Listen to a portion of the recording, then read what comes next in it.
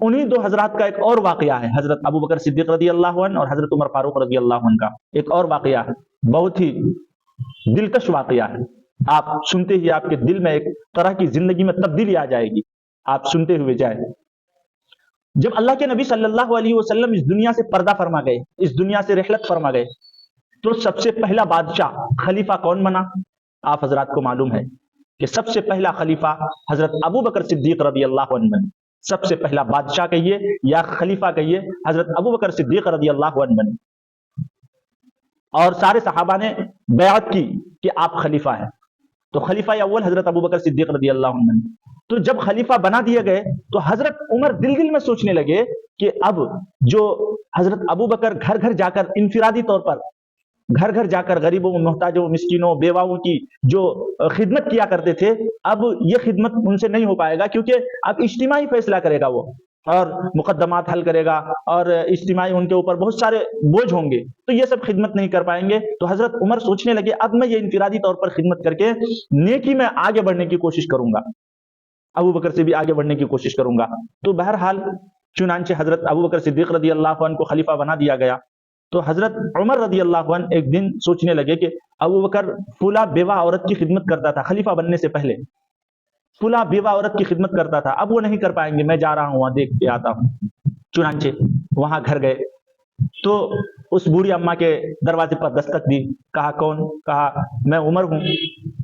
اور وہ کہنے لگے کہ بوڑھی اماں، حضرت عمر کہنے لگے کہ بوڑھی اماں اگر میرے لائق کوئی کام ہو، کوئی خدمت ہو تو بتائیے، میں کرنے کو تیار ہوں۔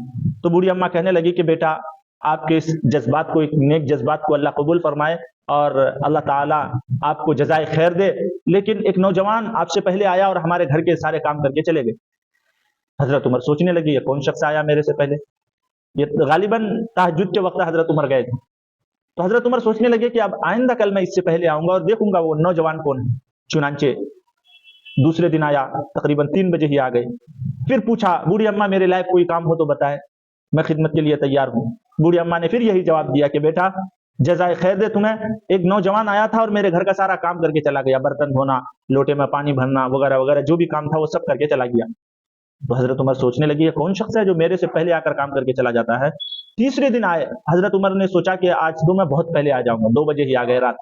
دیکھا کہ ایک شخص اس بوڑھی اماں کے گھر میں داخل ہو رہا۔ اب حضرت عمر سوچنے لگے کہ اب تو یہ پکڑا گیا، کون شخص ہے یہ جو کام کر کے جا رہا۔ چنانچہ گھر کے دروازے کے بازو میں دبک کر کھڑے ہو گئے، چھپ کر کھڑے ہو گئے کہ کون شخص یہ گھر سے نکلتا ہے۔ چنانچہ گھر سے جو نکلا، ہاتھ پکڑا، کہا کون؟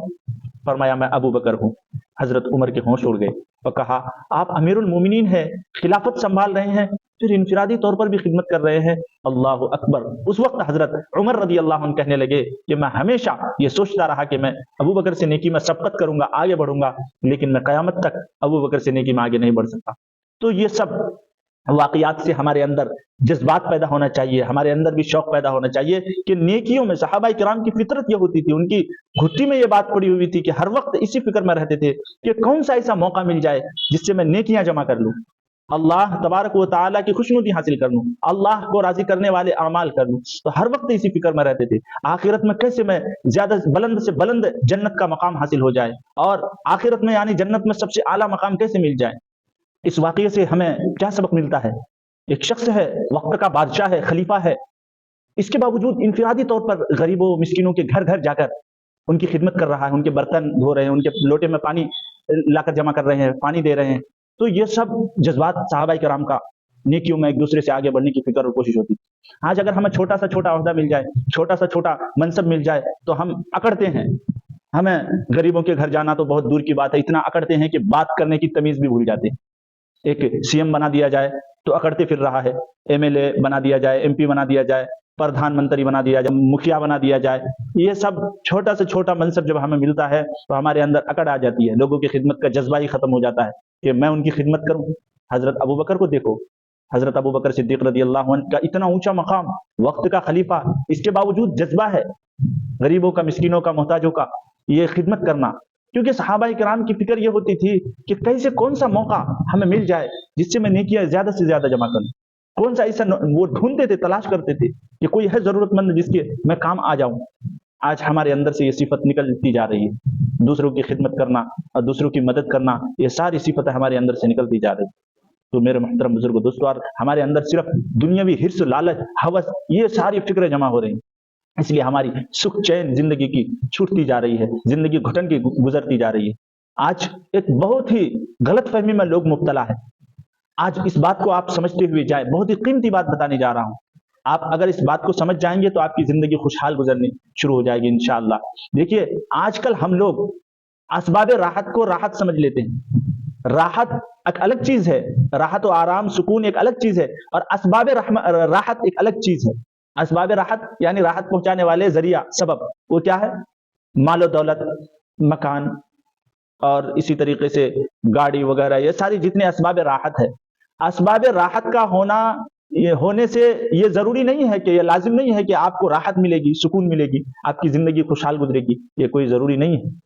اس لیے کہ کروڑوں کی تعداد میں آپ کو ایسے لوگ مل جائیں گے جن کے پاس اسباب راحت ہے، راحت پہنچانے والے سامان ہر کچھ ہے ان کے پاس، بہترین بنگلہ ہے، خوبصورت گھر ہے، اور اس بنگلے کے اندر فریج ہے، صوفہ ہے، بیڈ ہے، اس کے اندر اس کے اوپر گدا ہے، اور نوکر چاکر ہے، گاڑی ہے، گھر کے سامنے پارک ہے وغیرہ، سب راحت پہنچانے والے اسباب، سب کچھ ہونے کے باوجود اس کی زندگی سکون والی نہیں ہے۔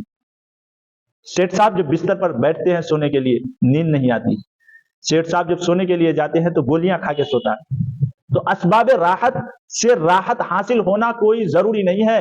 یہ راحت و آرام و سکون یہ اللہ کی طرف سے ایک عطیہ ہے، وہ جسے چاہتے عطا فرما دیتے ہیں۔ اس کے لیے پیسے والا ہونا، دولت والا ہونا، مالدار ہونا ضروری نہیں ہے، بلکہ یہ اللہ کی طرف سے عطا ہے۔ جو انسان نیکی، تقوی، پرہیزگار والی زندگی گزارتا ہے، اللہ کی عبادت میں زندگی گزارتا ہے، اللہ اس کو یہ عطا فرماتے ہیں، سکھ، چین، سکون، آرام والی زندگی۔ اسی لیے آپ نے دیکھا ہوگا ہزاروں کی تعداد میں لوگ جن کے پاس ہر طرح کے اسباب ہے، ہر طرح کے سامان ہونے کے باوجود آرام کی، سکون کی زندگی نہیں ہے۔ دولت، نوکر چاکر، سب کچھ ہے لیکن سکون نہیں ہے۔ اور بہت سارے غریب آپ کو ایسے مل جائیں گے جو پورے دن محنت و مزدوری کرتے ہیں، اور 8-8 گھنٹے پتھر ڈھوتے ہیں، محنت و مزدوری، ہل جوتتے ہیں، کسان کھیتی کرتے ہیں۔ یہ 8-8 گھنٹے محنت و مزدوری کر کے گھر آتے ہیں، اور گھر آنے کے بعد بالکل روٹی ملے، چٹنی ملے، جو کچھ بھی ملے، روکی سوکی پیٹ بھر کر کھاتے ہیں، 10-12 روٹی کھا کر آرام سے وہ سو جاتے ہیں ٹانگ پر ٹانگ رکھ کر، اور پھر صبح کو میٹھی نیند سو کر اٹھتا ہے فریش ہو کر، اور اس کی زندگی خوشحال گزر رہی ہے۔ تو یہ راحت و آرام، سکون یہ اللہ کی طرف سے عطیہ ہے، اللہ جس سے چاہتا عطا فرماتا ہے۔ اس کے لیے دولت کا ہونا کوئی ضروری نہیں ہے، اس لیے کہ بہت سارے کروڑوں کی تعداد میں دولت والے انسان ایسے آپ کو مل جائیں گے جس کی زندگی سکون کی نہیں ہے۔ تو اسباب راحت کو ہم جمع کرنے کی فکر میں لگے ہوئے، اسی کی دھن میں لگے ہوئے کہ دولت زیادہ ہوں گے تو سکون والی زندگی ہوگی، یہ غلط فہمی ہے۔ یہ ساری چیزیں اسباب راحت ہے، لیکن راحت کا اس سے حاصل ہونا ضروری نہیں ہے۔ اللہ ہمیں صحیح سمجھ عطا فرمائے، دین کی صحیح سمجھ عطا فرمائے، اور ہمیں ہمیشہ رہنے والے گھر آخرت کی تیاری کرنے کی توفیق عطا فرمائے، اور ابھی سے ہمیں اس آنے والے گھر کی تیاری کرنے کی توفیق عطا فرمائے۔